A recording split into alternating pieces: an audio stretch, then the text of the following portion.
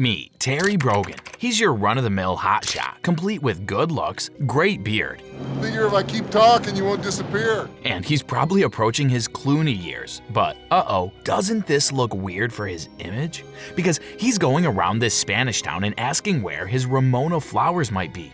He asks all kinds of people, from children to the elderly, but sadly, no luck in finding his beloved Juliet. He spends the entire day consumed by his lover to look for his only darling, but instead he ends up alone in this restaurant. Let's back up a bit. Some time ago, Terry was a star football player practicing with his mates. He's revered by his peers, except for this Coach Stason here, who seems to be on the edge thanks to his shoulder injury from the past. Either he proves himself to this coach, or our star quarterback gets benched. I'm gonna go over there and prove it to you.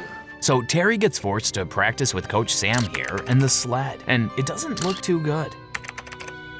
Meanwhile, from the Geezer's POV, trainer Hank Sully meets the county supervisor, Ed Phillips. Look, there's enough years here to set back to the dinosaurs era, and all they do is just talk about boring old people stuff. Let's get back to Terry, who's done embarrassing himself in front of Coach Stason, so they're gonna have a little one-on-one later. Some time passes and Terry calls the player handler's office since it looks like he's about to be pushed off the team. I'm a big fan of yours, Terry.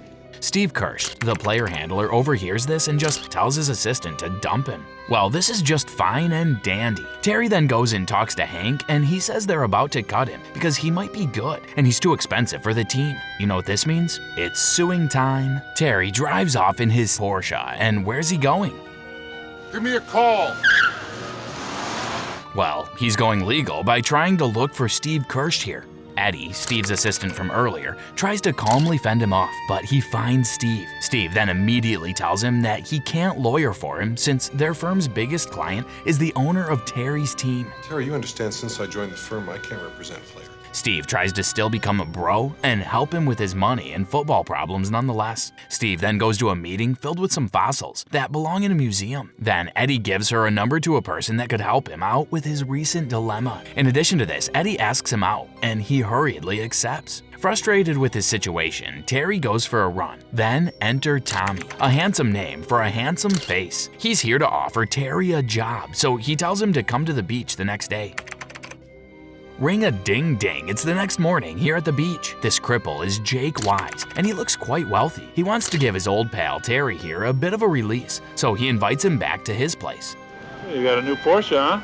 Yeah. By invite, I mean rush there in their fast Need for Speed rides and skid a bit that would have made Ken Block chuckle. Man, they're really tearing out the tarmac with their nice set of European wheels. Sadly, due to a trashy problem, Jake wins the race. Terry eventually does get to Jake's estate and offers him two things, a drink and a job. 3 jobs actually. One is a washed up star cosplaying as a bartender. The other is to be a lug nut bouncer. Or we can pick option 3. Option 3 is to find this woman that's an old flame to Jake here. Not to mention, she stole 50 grand from him. She's also the daughter of the owner of Jake's team. So it's a you scratch my back, I scratch yours situation. Jake isn't worried that Terry will seduce her because she apparently hates football.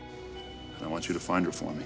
Which is pretty based. What's the prize in store for Terry? Well, $10,000 if he accepts the job right away, and $20,000 if he finds her. Not bring her back, but find her and just tell him where she is. Terry seems interested in Hade's offer, so off to the first clue he goes. The first clue resides with the mother and team owner, Mrs. Grace Weiler. At first, Terry fakes it, but Grace catches on real fast to his deceit. Grace knows that Jake sent him, so she makes an offer. Actually, double Jake's offer. In addition to that, they could pull a few strings and he might be back on the football team. However, Terry wants to make it clear that he wants his job back because he's worthy of it, not because he's stalking Grace's daughter for her or for Jake. Tisk tisk, wrong answer, Terry. Grace and Ben Caxton here have him kicked out, and if he wants money again, he'll have to sue. That means using a lot of money. 3 weeks later, and the wrinkly Weilers have a fancy pants party with the football team. Then, here comes trouble. Trouble in the form of some environmentalist hippies led by Bob Soames. They've come to crash the party. But Grace seems to have it all under control. Another party crasher on the scene is Terry himself. He's here to confront Steve since it looks like he double-crossed him, which he openly admits. Guess what? It's tussle-wussle time. Well, only briefly. Then Hank walks out of the party with him and it looks like he's finished with his football career. Get him out of here. Oh, I'm out of here.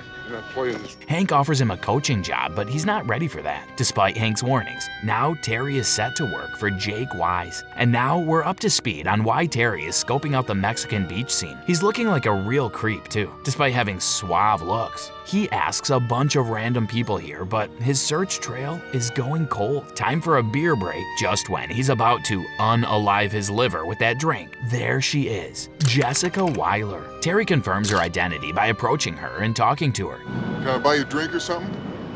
But she mouths her off. She doesn't like Terry's kind, so she tells her to hop off the island. Then she scoots off. Later at night, Jake calls up for a report, but he's got no luck at the moment and he should repost back in a few days.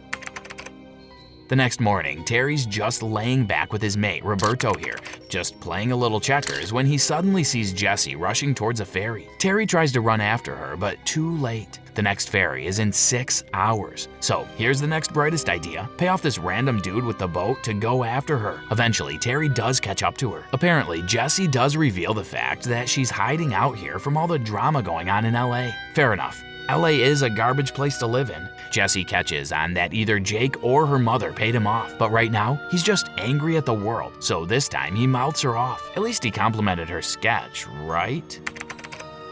Many hours later, Terry has a visitor, and oh boy, it's the illustrious Jessie Weiler. She's here to ask if Terry will snitch, but it looks like Terry couldn't care less. I could really give a shit what you believe. Weirdly enough, that's when Jessie invites him to her place before he leaves. Terry takes Jessie's weird directions and whoo baby, what a nice hidden estate. Jessie offers her guest a drink. Then it's revealed she actually lives here without any gosh darn electricity. Girl's got moxie for living off the land like this. Eventually, they talk about her history with Jake, and it's just like any other fling. The only reason that Jessie accepted is because her being with Jake drove a lot of people crazy, specifically her possessive mother. Jake also helped Jessie with his substance abuse. But of course, their relationship rotted, yada yada yada drama, and now we're here. She still wants to stay far away from Jake and her mother. I wanted to be a rock and roll singer. Terry says he has to go, but that's not what his mouth suggests. Soon, they take a dive. Then, more 80s scene montages with the weird music. Terry says this is the best he's felt in years, so they just fall in love like that. How convenient. Even later at night, they go out dancing, but it eventually devolves into another mush fest. Following probably the advice I would say, the two get a room and they do a little pillow talk. It's also revealed that when he got into football, he earned a lot and bought everything he saw. Soon, he climbed himself into debt. Like the Chad he is, he declines the mad pipe offered by Jessie and instead talks about his glory football days. But quickly, this devolves into a sad boy situation because it was the time Terry almost threw off the game. Jessie confronts him, and we can't show you more of this scene. We need money to eat too, you know. A day arrives and it looks like Jake is knocking on their door with his little love letters. So Terry suggests they book it to another place. Jessie doesn't want to go, and she says that she never stole any money from Jake. With this in mind, the two lovebirds set out to leave and cover their tracks.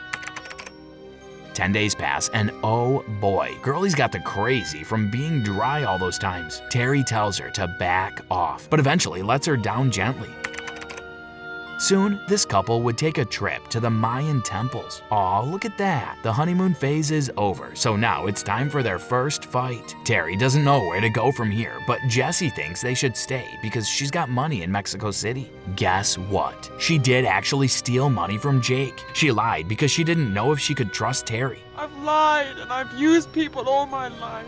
Frustrated, Terry drops the L-bomb, and wow, that's a new record. 10 minutes of making out is all it took. Of course, their little Mayan tryst is interrupted by someone. Guess who? It's Hank. He's come here to talk some sense into Terry here and little Terry. Jessie learns who Hank is, and she immediately accuses him of being sent by Jake. Wrong. He's actually sent by Weiler. Looks like he got roped into this thanks to Grace pulling some strings. This situation really gets out of hand when Hank pulls out a 6-shot on them. Before he could shoot, Terry and Jessie retreat inside the temple they defiled. Hank follows suit, but he wasn't ready for this ambush attack. While these two duke it out, Jessie eventually grabs the revolver. Hank makes the dumb move of trying to grab it, so there goes the lead. Terry's in denial that Hank is shot, so Jessie tries to convince him to book it. Terry doesn't want to go, but Hank goes dark. With Jessie running off, Terry's left with hiding the body in this lake. Terry tries to catch and look for Jessie.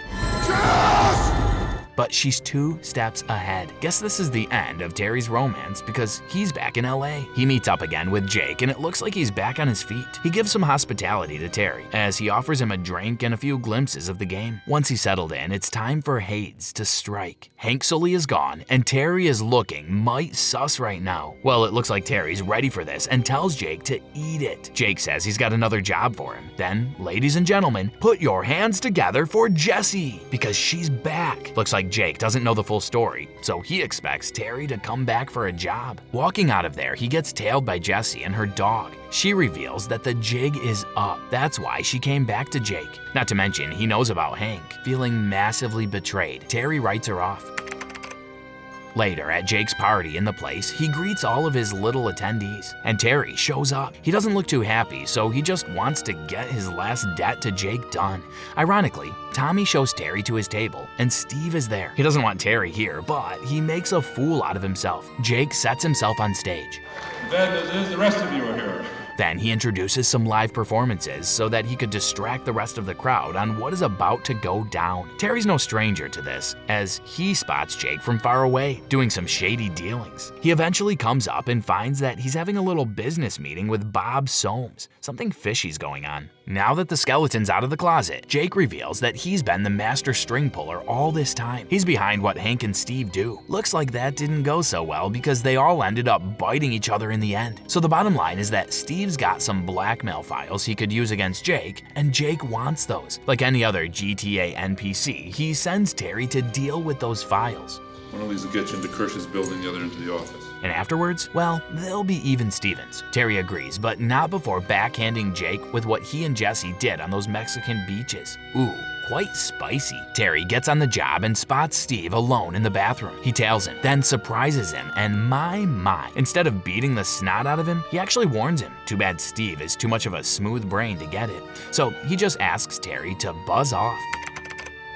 So the night ends early, but not early enough for Terry to give Jessie a little visit. Things get a little freaky, and oh boy, we can't show this. We'll get a community guideline strike. Man, Westerners really have a weird way of dealing with things. Basically, Terry feels cornered from Jake's wrath, then Jessie breaks down. The next morning, Jake does his daily routine and gaslights Jessie. She wants to be free, but Jake doesn't think the same way. Jessie ruined his life, so she's on his sights forever. Well, at least Terry's out here still doing his exercises, keeping himself fit. He gets on the job afterwards. Terry arrives at Steve's firm just as Jake instructed. And will things go smoothly? Probably not. Terry sneaks in the office and makes his way to Steve's personal desk. Idiot forgot to bring a mask so he could hide his face from the security cameras, but the show must go on. Now he checks the desk for the files, but no cigar from there, hombre. So he's left to break into another drawer, and bingo, there's the goods. That's well and dandy, but soon he finds Steve's lifeless remains in the bathroom. Looks like this is a setup, because a hitman sent by Jake is there to finish the job. Too bad for him, because Terry gets the jump on him. He takes Steve's body and hides, then goes to find Steve's assistant, Eddie, to tell her all about it. He says it's a plot to frame him, and Eddie is really taken aback. Eddie says there's a tiny box that Steve hid in the office that could get him out of this entire mess. Because if they don't find it, Eddie could probably bite the dust along with Terry, too. Eddie goes back to the office and she encounters this guard. He's out on the loop, so he lets Eddie do her thing.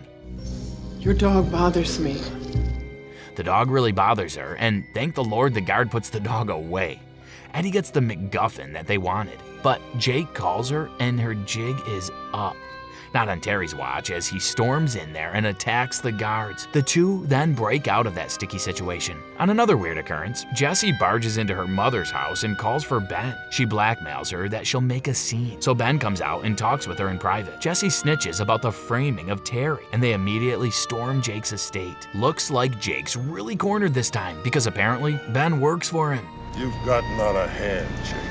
Inside, Ben gets a call from Terry, and he reveals what was in that box. It's all receipts. Very incriminating receipts. They set up a meet, and it looks like Ben is on the ropes. Actually, they're all on the ropes because this whole business thing was done with very dirty hands. They arrive at the dark rendezvous, and Terry can be heard, but he doesn't make himself seen. Probably because Tommy here's got a revolver. Terry jumps him, and he simply wants Jake out of the picture. He'll keep the box until he's satisfied. Unfortunately, Jake goes crazy from this and gambles with Jesse's life. Terry drops the gun and Jake lets Jesse go. Unfortunately, she doesn't want Terry to be hurt, so she does the same thing she did to Hank, put a few rounds in him. At the end, Jesse agrees to do what Ben wants, but he leaves Terry alone. The next day, a snooty rich real estate party is held. Then Ben talks to Terry. Looks like Terry is leaving LA and he's out of Jesse's life, but that's really up to her. Have Phil Collins sing you out, because that's it. Let us know at the comments below using #CinemaRecap. For Against All Odds by Taylor Hackford, starring Jeff Bridges, Rachel Ward, and James Woods. Which scene did you think was too spicy for YouTube? And we'll see you in the next Tryst.